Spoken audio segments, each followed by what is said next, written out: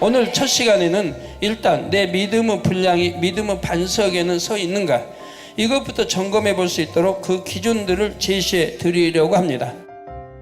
여러분, 진리 말씀을 잘 안다고 해서 성경을 내가 백독을 했다, 그 하나님 말씀도 잘 외운다, 말씀 대회 때 내가 나가서 대상도 받고 말씀도 잘 외운다, 가르치기도 잘한다, 왜? 아니까 잘 가르쳐요. 그런다고 해서 믿음의 반석 선 거 아닙니다. 자, 이렇게 착각하는 분들이 없도록 지금부터 증거하는 말씀 하나하나를 잘 들으시기 바랍니다. 믿음의 3단계 들어왔다고 할 수 있으려면 행함으로 짓는 죄인 육체의 일은 당연히 버려야 한다. 근데 반석이라는 것은 믿음의 3단계에서도 60% 이상을 반석이라고 해요. 그러니까 육체의 일은 절대 행하지 않아요. 아무리 사소한 육체의 일이라도 그것이 자주 반복적으로 나온다면 그 사람은 아직 믿음의 3단계라 할 수가 없지요. 그러니까 이제 3단계 초입이라면 1%에서 10%를 말합니다. 믿음의 3단계 1%에 10%.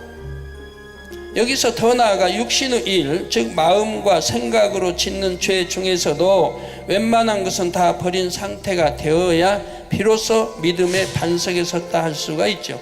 이게 생각으로 짓는 죄도 다 버려야 된다 이 말. 더욱이 육신의 일 중에서도 대표적인 것들이라 할 수 있는 미움, 시기, 질투, 욕심, 간음, 음욕, 판단, 정죄, 혈기, 감정, 거짓, 속임, 변개함, 배신, 이러한 것들이 여전히 남아 있음에도 스스로를 믿음의 반석이라 생각한다면 이는 대단한 착각입니다.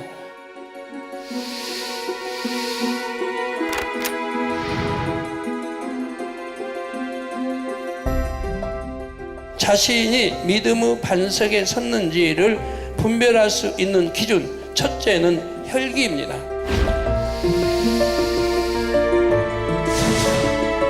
혈기란 분노와 같은 악한 감정이 올라오는 것입니다.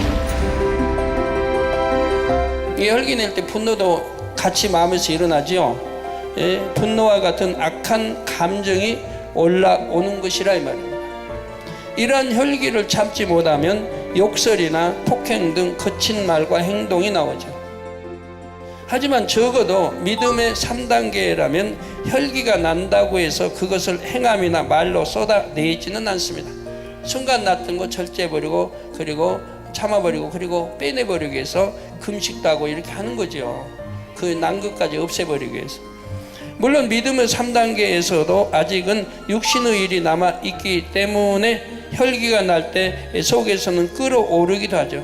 이게 육체의 일이 아니고 육신의 생각 통해 나오는 이런 육신의 일이 남아있기 때문에 혈기가 날 때 속에서는 끓어오르기도 한다 이 말입니다.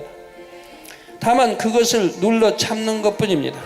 그런데 믿음의 반석이라고 하면 마음에서 이렇게 욱하고 부글부글 끓는 것도 거의 없어야 합니다.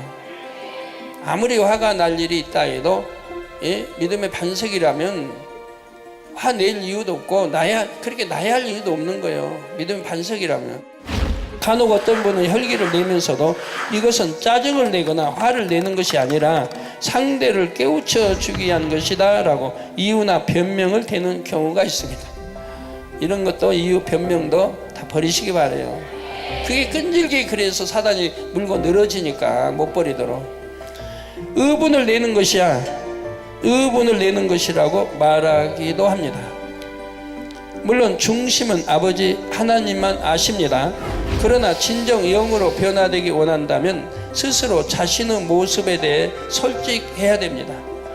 아직 혈기가 분명히 남아있고 그것을 참지 못해 겉으로 드러내기까지 하면서 나는 아니라 하며 덮어가기만 한다면 언제 혈기를 다 버릴 수 있겠습니까? 나를 인정하지 않는데 어떻게 혈기를 버리고 원수마귀가 떠납니까 또? 믿음의 반석에서는 혈기라는 육신의 일도 거의 다 버린 상태가 되어야 합니다.